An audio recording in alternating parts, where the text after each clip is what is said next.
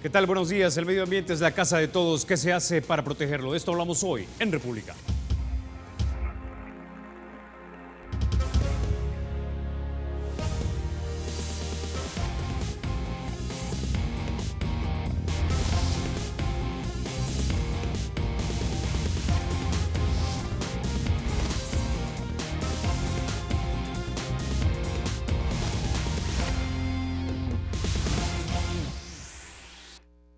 El hombre no es el que teje la red, sino que es parte de la red. Lo que le hace a la red, se lo hace a él mismo. Y la red es el medio ambiente. Estas palabras son atribuidas a un jefe nativo americano llamado Seattle, de la tribu Duwamish. La versión más antigua conocida de estas palabras es de 1887, escritas en el Seattle Sunday Star por Henry Smith, poeta y columnista.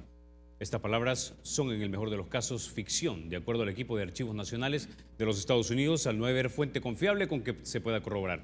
Sin embargo, la premisa no lo es. El medio ambiente es la casa de todos y lo que hagamos a este nos lo hacemos a nosotros. Muestra es lo que sucedió con el derrame de 900.000 galones de melaza de un ingenio de azúcar en los ríos Grande y Magdalena.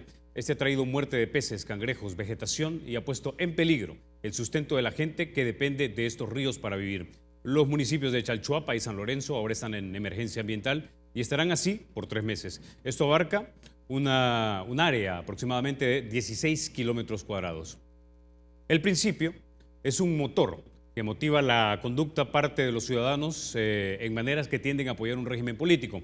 En las repúblicas democráticas, este principio debería ser el amor a la virtud o cívica, como diría Marco Tulio Cicerón, es decir, la voluntad de poner el interés común por encima de los intereses privados.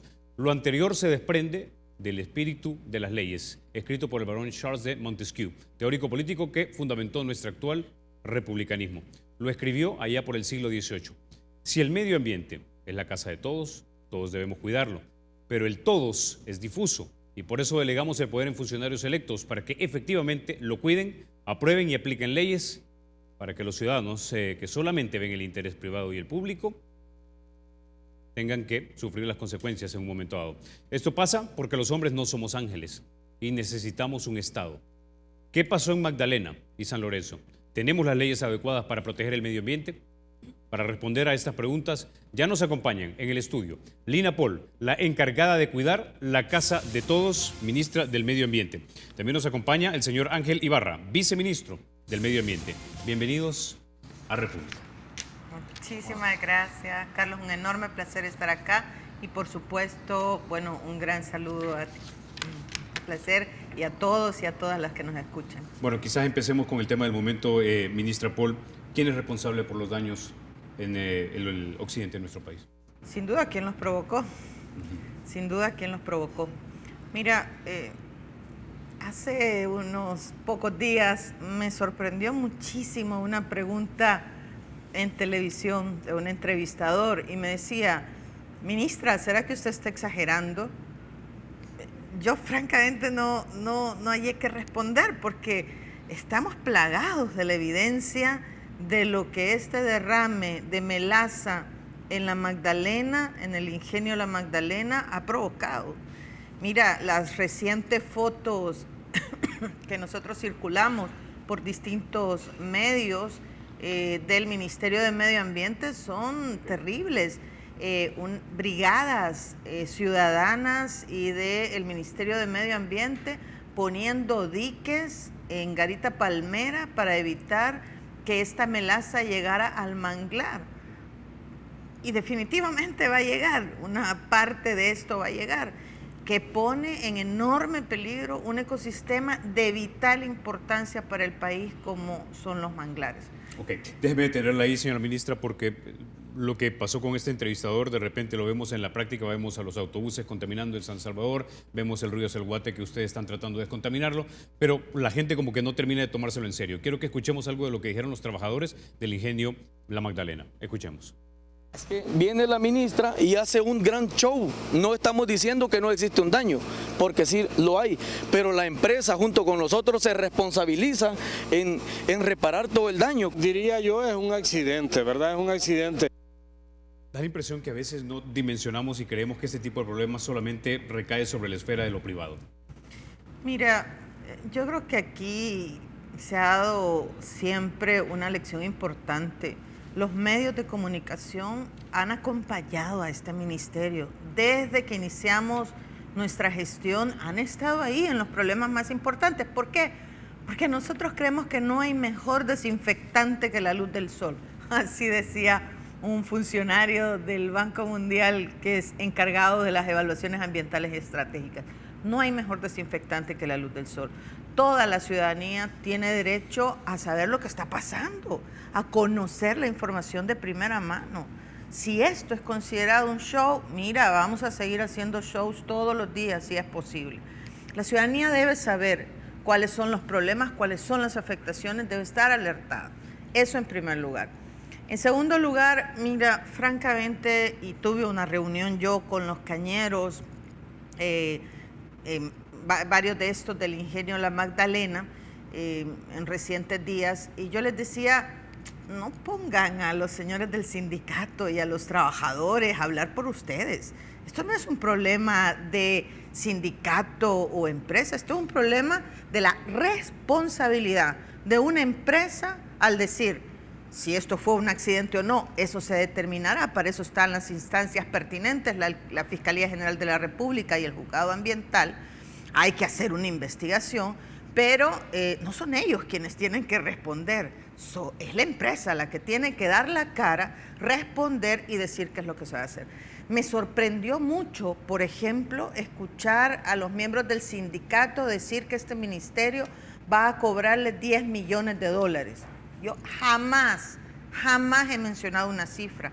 No podemos mencionar una cifra. Nosotros tenemos que hacer una evaluación técnica, científica, del daño que se ha impactado, de hasta dónde ha llegado, cuál es el impacto que esto ha tenido al ecosistema y cuáles son las medidas para revertirlo. De ninguna manera podría mencionar yo un dato. Imagino quizá que esta cifra ha salido porque ellos habrán hecho una evaluación del impacto y los daños. Imagino yo que tendrán esa cifra y estarán un poco temerosos de que nosotros lo hagamos. Pero mira, yo no he mencionado la cifra, jamás he mencionado la cifra. La cifra ha salido de ellos, se está manejando este tema de empleos y demás, por favor. O sea, hay que ser muy responsables. No puede ser que porque nosotros, Ministerio de Medio Ambiente, estemos verificando el daño, y no solo verificando el daño, déjame decirte que estamos planteando las medidas para que no se provoque más el daño. Yo me hice presente el día viernes, más o menos 24 horas después del derrame, un poco menos. Y bueno, ahí cuando llegamos nosotros al ingenio, no se estaba actuando con la celeridad que se requería porque había una fiesta, era el final de Zafra y estaban todos de fiesta, con tremendo musicón. Y nosotros llegamos como autoridad ambiental y lo que dijimos, mira, no puede ser.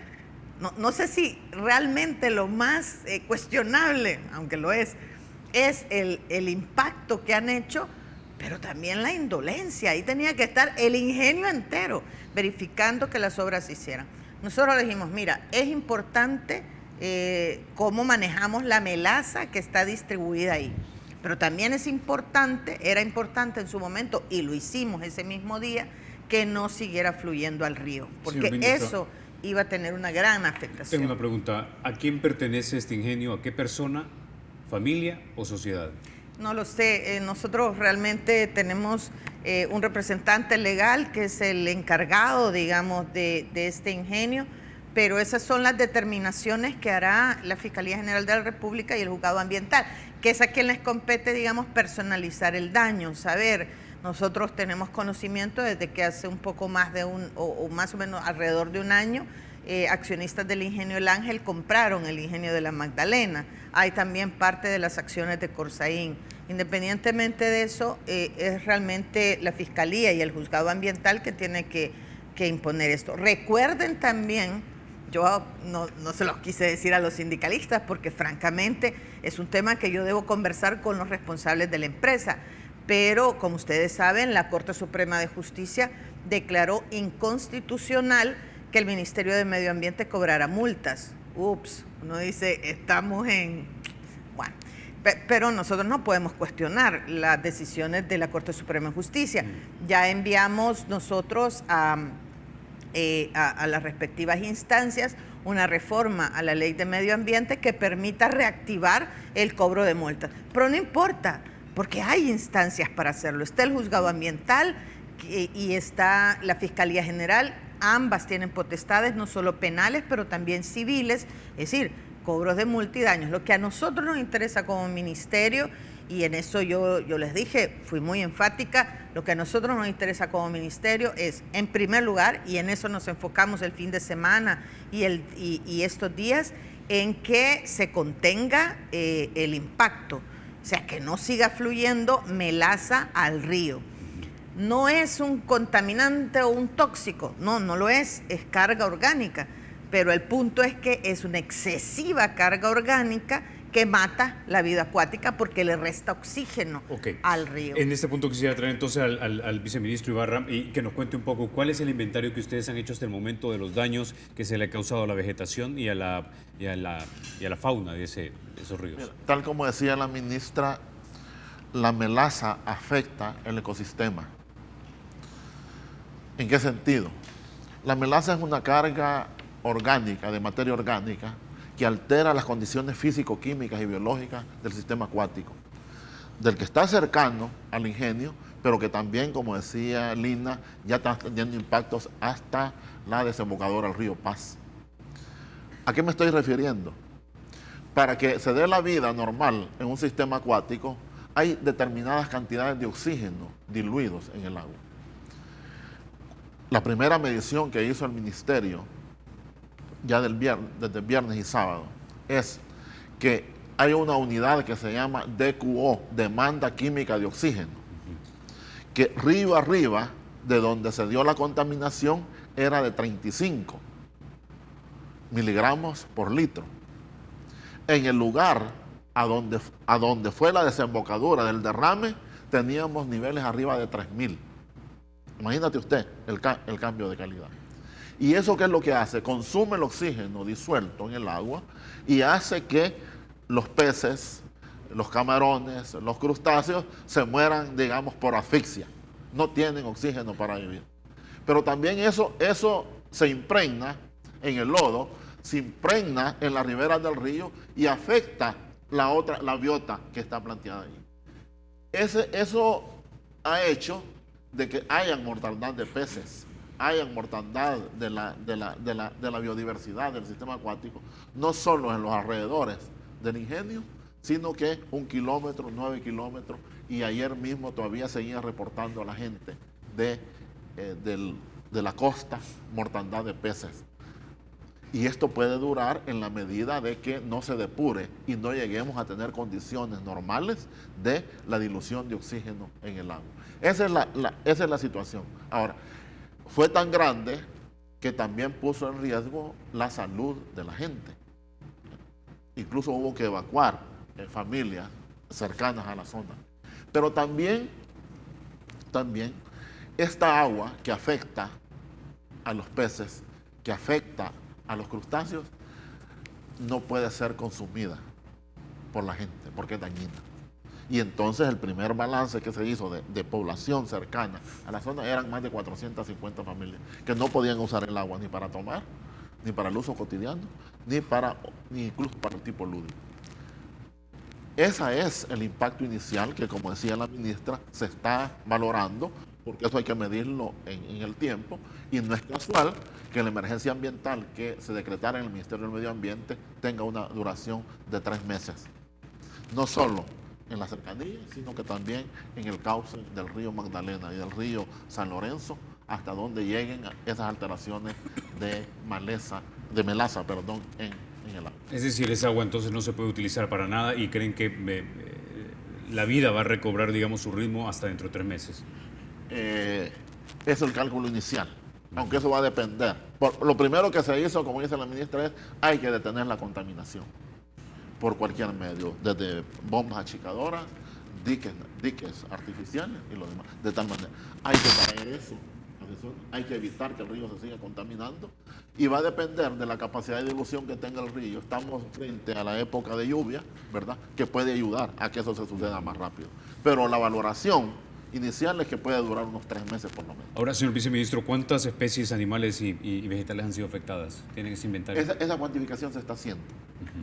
Ahí se encuentra una diversidad de peces, incluso típicos, que por ejemplo la gente de San Lorenzo se orgullece por un tipo de pez que es el famoso tepemechín, que lo utiliza la gente para consumo doméstico, que tiene niveles de afectación bastante severos. Ahora, usted mencionaba que el agua básicamente no se puede utilizar. ¿Cómo se está abasteciendo entonces a la gente de agua? Bueno, esa es una de las medidas que se le ha ordenado a que cumpla la empresa, de que disponga de agua potable de buena calidad para la población que hoy tiene esas limitaciones. ¿Y se está cumpliendo? En gran parte sí. En gran parte, es decir, ¿no están satisfechos con la manera en la que la empresa está respondiendo a esta obligación? Ya decía la ministra, hubo cierta indolencia. La ministra incluso estuvo viernes, sábado y domingo en el terreno para valorar que eso se cumpliera, ¿verdad? Y se están tomando las medidas. Y de parte nuestra hay una supervisión diaria en la medición incluso de la calidad del agua para que estas medidas se cumplan. Ahora, ministra Paul, ¿qué fue lo que pasó? ¿La pila de almacenamiento estaba en mal estado? ¿Se arruinó? ¿Alguien cometió un error de negligencia? ¿O quién supervisa el funcionamiento de estos ingenios? Bueno, hay varias instancias que supervisan el mantenimiento de estos ingenios, nosotros entre una de ellas. Este sistema de pilas para el enfriamiento y posterior disposición final, venta de esta melaza, que es lo que se produce, digamos, después de hacer el azúcar. Esto es un sistema que únicamente este ingenio, según las informaciones preliminares que nosotros tenemos, lo tiene. ¿Qué es lo que pasó? Yo he insistido, no me atrevo a decirlo todavía. Nosotros estamos investigando cuál fue la materia prima que se incorporó allí, por qué se llenaron de tal forma estas pilas, si hubo sobreproducción o no hubo sobreproducción y eso provocó el rebalse, si se utilizó caña vieja o con problemas y entonces la fermentación de esto fue mayor. No lo sé. Hay varias hipótesis que se tienen que investigar y se tienen que hacer los análisis precisos para deducir responsabilidad. Fíjense lo que estoy diciendo. Aquí se argumenta con mucha facilidad, fue un accidente. No, es que no lo sé. Es que eso es lo que habrá que ver. No, hombre, nadie quiere provocar ese derrame. Obviamente ninguna empresa querrá tener un derrame, esto está claro.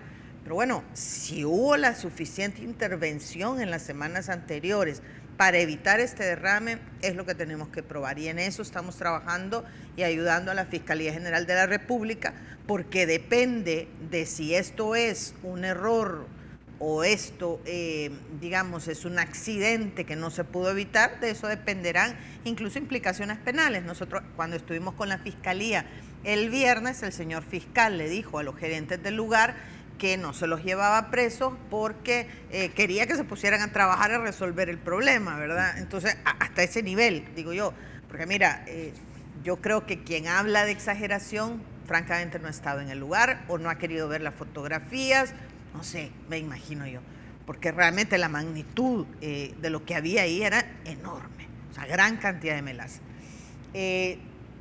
Segundo, el tema precisamente de la cantidad, cuánta se derramó. Si la capacidad es de 900,000 galones, los señores trabajadores dicen no se fue más del 10%. Lo cierto es, y nosotros nuevamente, esas son las mediciones que estamos llevando a cabo, de toda la topografía del lugar, de cuánto había, medimos profundidades de lo que había y un estimado por la afectación y hasta dónde llegó y en qué concentraciones llegó, nosotros podemos decir más o menos la cantidad aproximada de lo que se derramó. Nosotros decimos, hubo un derrame de 900,000 galones que estaban ahí contenidos y debo decirte que buena parte de eso se fue, o sea, se salió, se escapó. ¿Cuánto de eso es lo que vamos a determinar nosotros en esta magnitud? Y por último, lo que tenemos que hacer, tanto para el juez ambiental como para la Fiscalía General de la República, evaluar los daños. Y lo que sí hacemos es constantes, periódicos, mediciones de calidad de agua. Obviamente, cuando pasa la gran masa de melaza, esa agua es muy difícil de tomar. No se puede, digamos, y nosotros por eso convocamos al sistema de protección civil. Le pedimos al director de protección civil que se incorporara en este esfuerzo. En primer lugar, porque en las pilas que había de melaza se estaba emanando mucho dióxido de carbono. Y el dióxido de carbono, si se va a las viviendas que estaban muy, muy cerca de estas pilas, si se va y se atrapa, digamos, en la vivienda, la gente puede llegar, dormirse y no despertar. Entonces, quiere decir que incluso, aunque no hubiese habido derrame, ustedes detectaron que hay posible conducción irregular dentro de este ingenio. Es decir, no están respetando las normas de seguridad. No, yo te diría, no lo sé tampoco. Nosotros no, digamos, tenemos que investigar. Lo que sí que el derrame mismo provocó que esas emanaciones de dióxido de carbono salieran en mayor cantidad y además porque estaba en todo el lugar. Entonces nosotros dijimos y pedimos al director de protección civil que estableciera una alerta para que las familias pudieran ser evacuadas, se les atendiera, porque si no, no hay forma de atender. Eran 3 familias que vivían en este lugar. Y lo segundo es el tema del consumo del agua. Nosotros llevamos a ANDA el primer día para que hiciera una evaluación de los pozos del lugar. Afortunadamente los pozos no fueron afectados por este derrame, que era un poco, digamos, una gran preocupación por el tema del consumo de agua potable de toda la gente que estaba ahí, y muy difícil, si no imposible, de que se contaminaran los pozos alrededor del río, porque solamente que estuvieran en el río pudieran hacerse. Entonces, digamos, hay afectación porque algunas comunidades, como dice el viceministro, utilizan esa agua para potabilizarse para consumir. por Ahora, métodos no convencionales. Tengo una pregunta nada más para ya cerrar este tema, y es, ¿adelantó el fiscal los posibles delitos que se podrían haber incurrido con el derrame de esta melaza? Van a depender de cómo resultan las investigaciones. Nosotros decretamos un desastre ambiental, hay una declaratoria de emergencia, como decía la ministra, eso implica que el ministerio está pendiente de esto, pero será el juzgado y la fiscalía los que determinen el impacto que eso tiene y lo que habrá y las sanciones que habrá que determinar. Listo, con eso ya nos vamos a la pausa. Cuando regresemos seguimos hablando acerca de el estado de la casa de todos aquí en la República. Ya volvemos.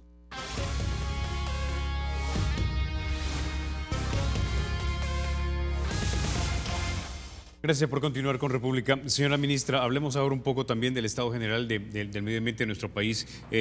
Creo que más de 2 millones de salvadoreños que viven en el área metropolitana, de algo de lo que se quejan es, por ejemplo, de la contaminación que es producida por vehículos y principalmente, o más notablemente, por autobuses.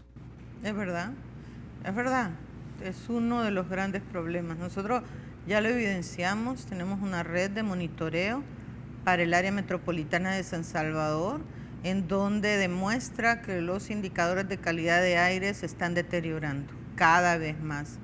Tenemos un estudio realizado porque nuestra red de monitoreo lo que mide son las emisiones, el particulado que respiramos, ese particulado, esos pedacitos que están suspendidos en el aire y que se meten a lo más profundo de nuestro pulmón.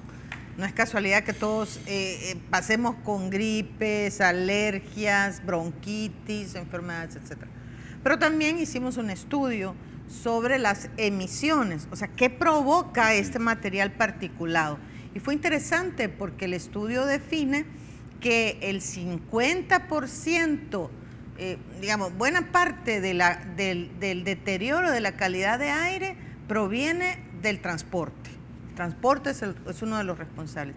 Y es increíble porque dice, de ese gran nivel de contaminación, la mitad lo provocan el transporte público y solo representa el 2% de la flota vehicular. Es decir, el 50% de la contaminación y esas partículas de diésel que seguramente estamos respirando es provocado por el 2% de los vehículos. Por el 2% de los vehículos. Entonces, aquí son 3 medidas las que se tienen que hacer. 2 hemos avanzado, una no, que no depende completamente de nosotros. Pero bueno, lo primero que hicimos fue hacer un sistema de monitoreo potente, robusto, con 3 estaciones de monitoreo, pero además México nos vino a ayudar para establecer el protocolo de actuación, no del ministerio, sino de todas las instancias del gobierno, del Estado y de la sociedad. Entonces, define, mire, cuidado, si usted pasa de este nivel, lo que tiene que hacer es saque de circulación los carros, como en México hubo, no sé si ustedes conocen, todavía estuvo el hoy no circula, el doble hoy no circula, es decir, depende del final de la placa, etc. Entonces, este protocolo de actuación ya se tiene, ya está consensuado con las instituciones, ya está puesto en marcha. Por ejemplo, bueno, hay varias otras cosas. Pero no hemos llegado a esos niveles entonces. No hemos llegado a niveles como los de México todavía, en donde, por ejemplo, el Ministerio de Educación tiene que suspender clases porque los niños no pueden ir, las personas que están enfermas, ese tipo de cosas. Entonces, este protocolo ya está consensuado con todos, México nos vino a ayudar y está determinado. Eso nos ayudó también porque el Observatorio Ambiental, nuestro Observatorio Ambiental, ya tiene estas etapas, digamos, de si hay un deterioro de la calidad de aire, entramos en una etapa de preaviso, en una etapa de aviso, se informan los medios de comunicación, se informa a la población, etc. Bueno, eso ya está. Segundo, era importante reducir el nivel de azufre del combustible, porque eso es lo que provoca buena parte de la contaminación. Nosotros estamos utilizando todavía combustible muy alto en azufre, arriba de 5.000 partes por millón. ¿Cuánto debería ser?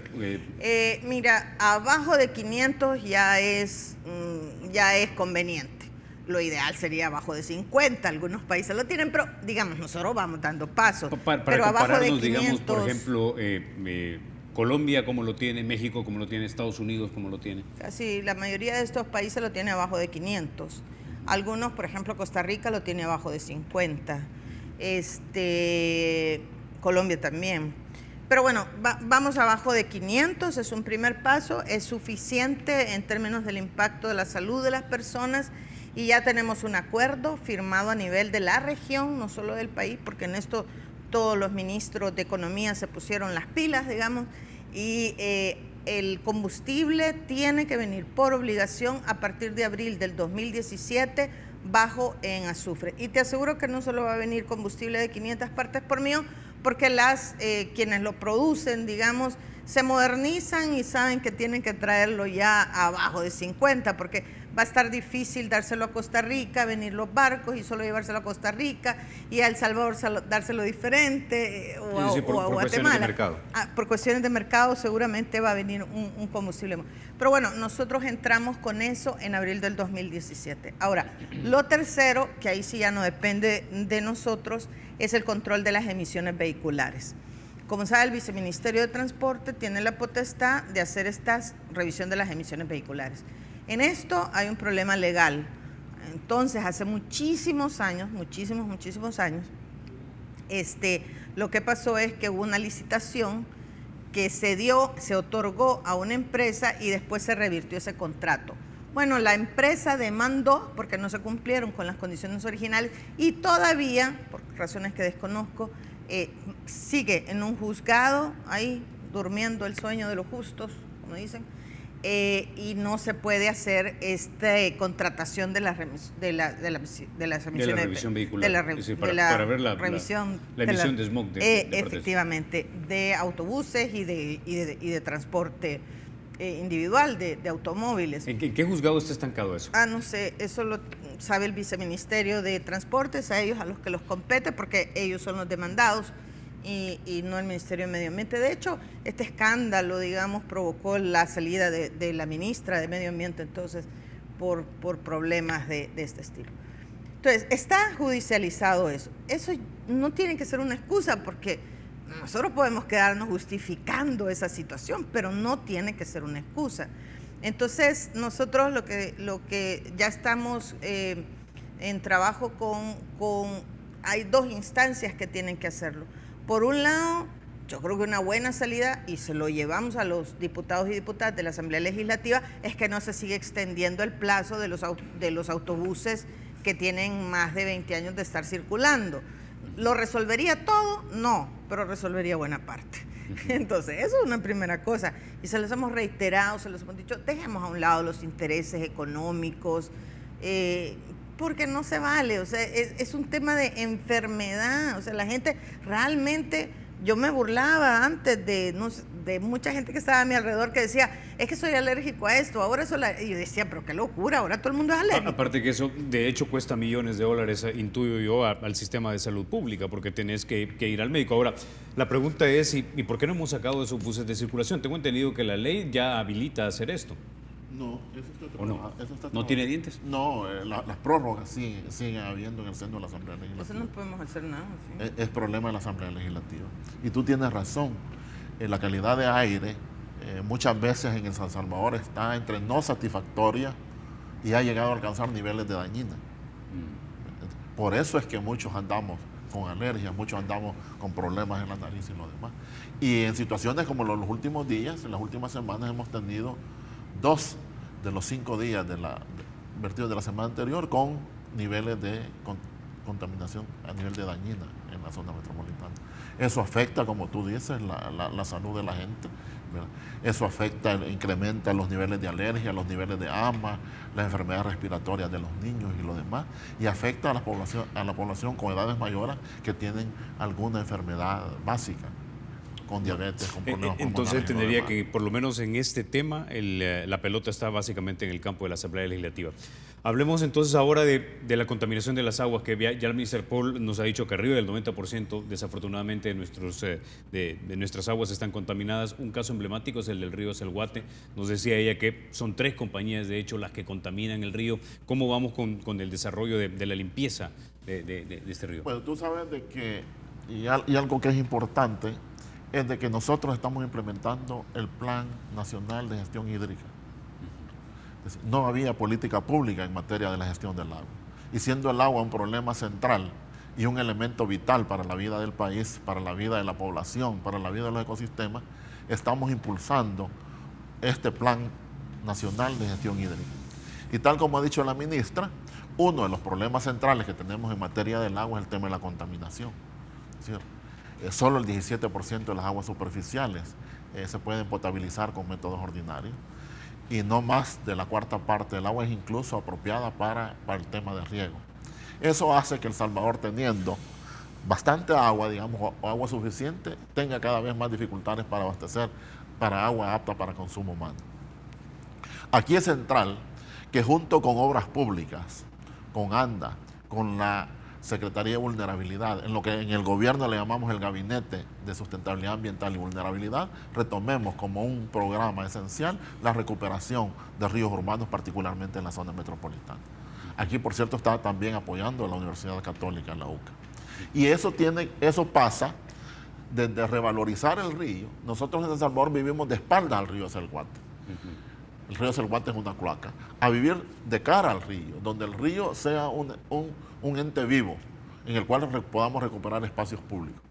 Pero además, entonces, hemos identificado dónde están los mayores contaminantes, quiénes son y lo demás.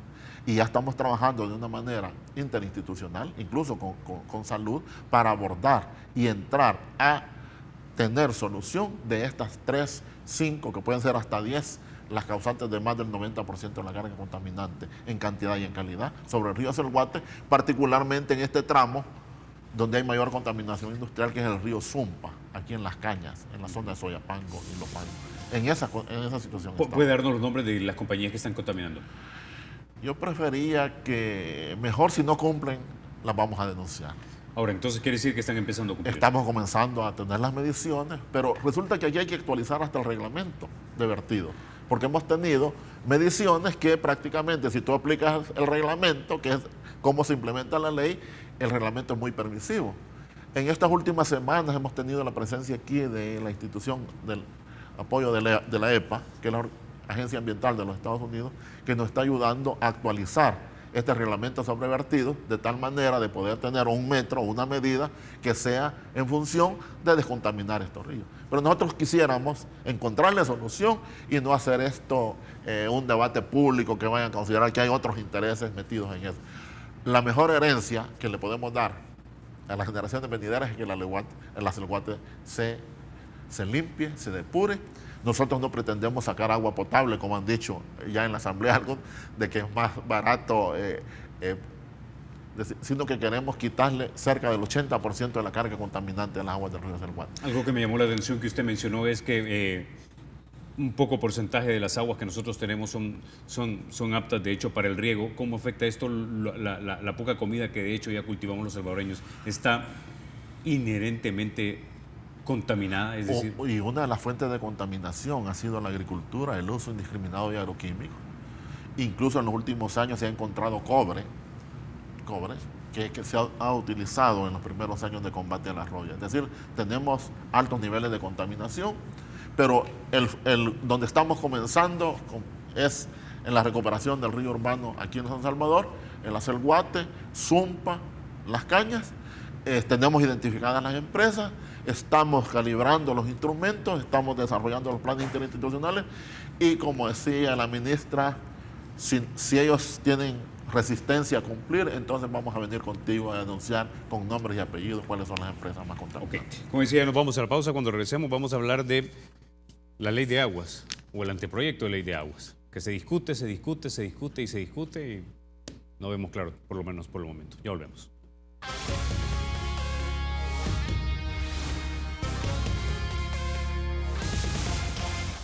Bueno, ministra Paul, voy a hacerme eco de lo que me escribe un televidente. Vladi el Primo nos dice: la ministra debería de exigirle a su partido, el FMLN, que no vuelva a votar para dar prórroga a los buses chatarras. Digo esto porque usted quería comentar algo más sobre este tema.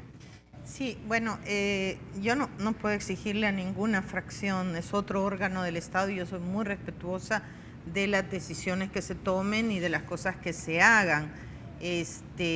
Tampoco soy del partido FMLN, entonces es muy difícil que lo pida por la vía del partido. Yo trabajo en el gobierno y bueno, como gobierno nosotros sí tenemos actuaciones y son órganos independientes con los cuales nos tenemos. Pero yo no quiero dejar la impresión de que no vamos a hacer nada en el tema de calidad de aire. No es nuestra responsabilidad, ni modo. Claro que es nuestra responsabilidad como Ministerio de Medio Ambiente, porque nosotros tenemos que velar por la calidad de aire. Entonces, nosotros hemos pedido la contribución del gobierno de Chile, que son muy buenos para hacer esto. Ellos han tenido problemas de calidad de aire. Vienen 2 expertos chilenos a ayudarnos para buscar un mecanismo o una salida. Porque ahí discutíamos que el Ministerio de Medio Ambiente, con el ministro de Chile, que el Ministerio de Medio Ambiente quizás lo que podría hacer es la verificación de los gases que se emiten a la atmósfera, y ahí sí tenemos potestad nosotros.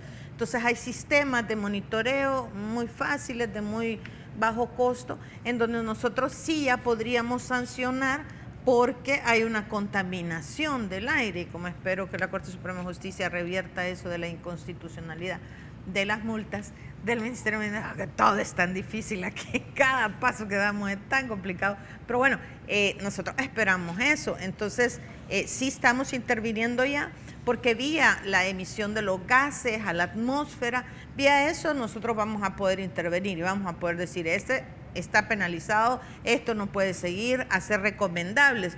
Pero por supuesto necesitamos que nos ayuden todos los diputados y diputadas de la Asamblea Legislativa. Entonces, bueno, eso. Y con lo del tema de calidad de agua, estamos súper entusiasmados con el proyecto del rescate del río Selguate. Es una realidad, ya, es una realidad. Ya no es un sueño, no es una posibilidad, ya estamos en eso, ya vamos bien avanzados, súper avanzados, porque hicimos toda la identificación del catastro de vertidos. Entonces, yo les digo, por ejemplo, hay unas empresas que contaminan que tienen que ver con productos que consumen los seres humanos, ¿verdad? Productos alimenticios. Entonces, como nos hemos unido con el Ministerio de Salud y ANDA, en algunas de estas empresas, no van a tener registros sanitarios y siguen tirando las cosas al río. En otras, no van a tener agua potable. Entonces, actuamos de manera conjunta. Y por eso decimos, mira, queremos dar el beneficio de la duda. Bueno, no lo han hecho hasta ahora y son grandes contaminadores, quizás porque pensaron que no era un tema relevante, quizás porque pensaron que para qué tirar agua limpia si el agua iba a estar chuca. Y entonces da igual, ¿por qué voy a gastar yo dinero para limpiarla si igual va a caer a una cosa sucia? Pero ahora que ya todos nos pusimos de acuerdo, todos, de que vamos a hacer esto, si es que no hay una actuación ejemplar, saldrán a la luz pública, no hay mejor desinfectante que la luz del sol. Entonces, eso creo yo que va a ser muy importante. Ya estamos bien rápido con el diseño de las plantas de tratamiento que van a estar en los colectores de ANDA, del 75% de los alcantarillados del país. Ya tenemos el pretratamiento definido con las empresas. Con la Universidad Centroamericana tenemos un convenio para ver al río, como decía Ángel, hay que ver al río. Y con diferentes instituciones ya tenemos también convenios establecidos para revitalizar este hermosísimo cuerpo de agua. De hecho, es una de las prioridades del CODEMET, que es el Consejo de Alcaldes del Área Metropolitana de San Salvador, que junto con el gobierno deciden las prioridades de San Salvador. Así que vamos súper bien. Yo estoy súper contenta, vamos a ir avanzando en ese sentido y vamos a demostrar que rescatar un río sí se puede, porque la gente dice, hacer el Guate, eso es imposible, ya, eso es imposible, todo está perdido. Entonces no está perdido, es realmente fácil, realmente fácil. Bueno, entonces lo vamos a hacer. Ahora, señor viceministro, casi se me acaba el tiempo, pero no puedo dejar de tocar el tema de la ley de agua. Aparte de lo obvio, que lo acabamos de hablar, que es la contaminación, ¿por qué es importante una ley de agua nueva en este país? ¿O por qué la necesitamos? Ya te decía, nosotros necesitamos tener políticas públicas para gestionar un recurso tan importante como es el agua. Y resulta que tenemos un marco normativo obsoleto, disperso, que nos traslapa funciones, de tal manera que no hay un ente rector para la gestión integral de los recursos. Necesitamos una ley general de agua que garantice la gestión pública, que garantice el derecho humano al agua, que garantice los usos prioritarios, que garantice la sustentabilidad, porque nos estamos comportando, esta generación, como si vamos a ser la última generación que vive en el territorio salvadoreño. Es increíble cómo se han deteriorado los ríos en los últimos 40, 50 años. Bueno, ya hablábamos de la Celguate, pero hace 50 años la Celguate era fuente de vida, de diversión, un espacio. Era el río de San Salvador, hoy es la cloaca de San Salvador. Y eso podíamos llevarlo a otros, el Suquiapa, en Santana, el Río Grande, San Miguel. Entonces, ¿cómo gestionamos esto de una manera integral? Y para que no solo sea un interés de este gobierno, porque yo quisiera reiterar eso, que ya lo hemos dicho anteriormente, el tema de la sustentabilidad, el tema de abordar, de preocuparnos por el Celguate, es una orientación precisa que viene de la Presidencia de la República, que está contemplado en el Plan Quinquenal de Desarrollo. Es decir, no es porque a Lina o a mí o a los dos nos guste el Celguate, sino que es prioridad la sustentabilidad ambiental para que el Plan Quinquenal de Desarrollo avance. El tema de la sustentabilidad ambiental ocupa un elemento prioritario dentro de la agenda del gobierno. Entonces, para eso, este Plan Quinquenal de Desarrollo en materia del agua, para que el Plan Nacional Hídrico vaya y realmente cumpla sus metas, necesita una normativa. No cualquier ley general de agua, sino que una ley general de agua que tenga por lo menos esos criterios.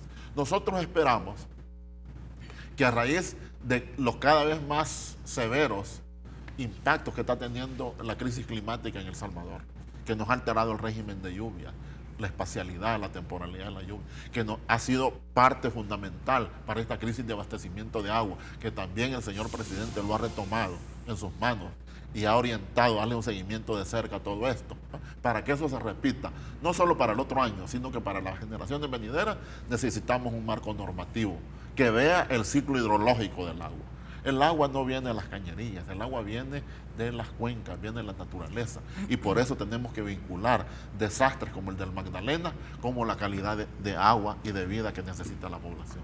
Y además, nosotros no vivimos solos. Nosotros somos parte de la naturaleza. El agua es necesario para las otras especies vivas que no son humanas. Y entonces, todo ese tipo de cuestiones debe reflejarse en una normativa que vea el agua como un insumo, como un bien natural de uso público, que garantice el derecho humano al agua de buena calidad, ¿verdad? Y que también garantice que va a haber agua para la economía, para la agricultura, ¿verdad? Incluso para las actividades lúdicas de la población que va a vivir en El Salvador dentro de 50 o dentro de 100 años. Ok, señora ministra, tengo una pregunta más para usted. ¿Qué hay de aquellos que dicen que excesiva regulación ambiental sobre el sector empresarial contrae el empleo, contrae la generación de la riqueza y por lo tanto el desarrollo del país? Mire, yo estuve invitada a una reunión con el príncipe Carlos de Inglaterra y ahí estaban las principales cabezas de varias empresas muy famosas. El banco el Barclay Bank, estaba Unilever, grandes empresas. Y a mí me impresionó escucharlas hablar, me impresionó. Y los banqueros decían, miren, nosotros ahora no vamos a dar préstamos si no son a negocios sustentables. Y no porque seamos buenos, sino porque queremos nuestro dinero de regreso.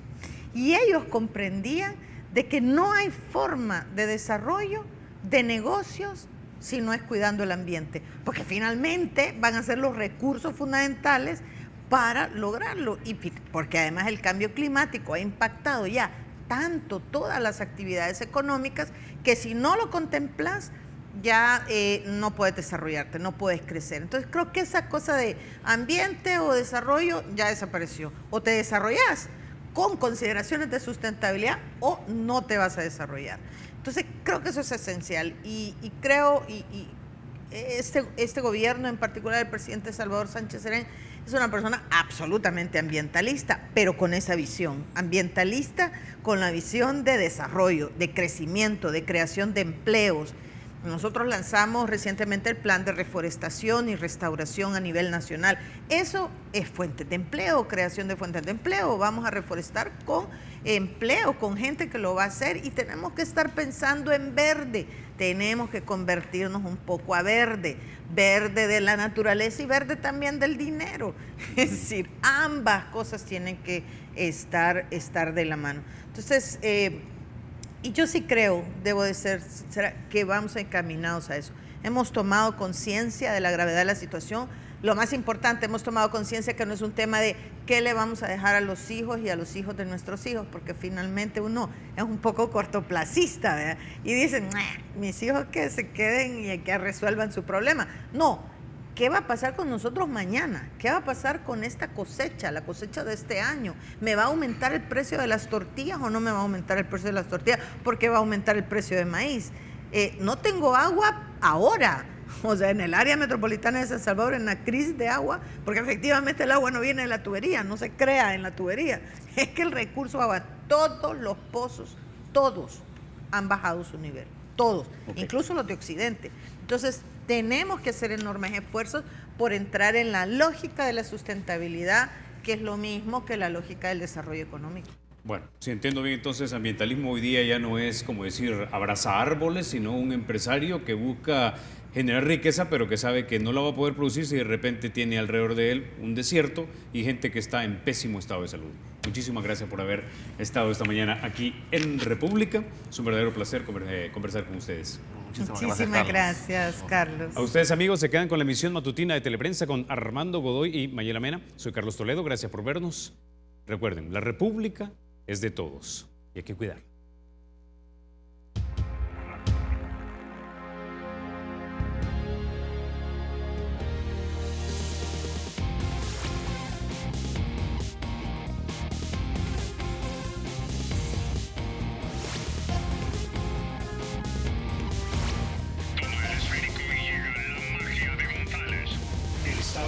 Será siempre libre e independiente y no será jamás el patrimonio de ninguna familia ni persona.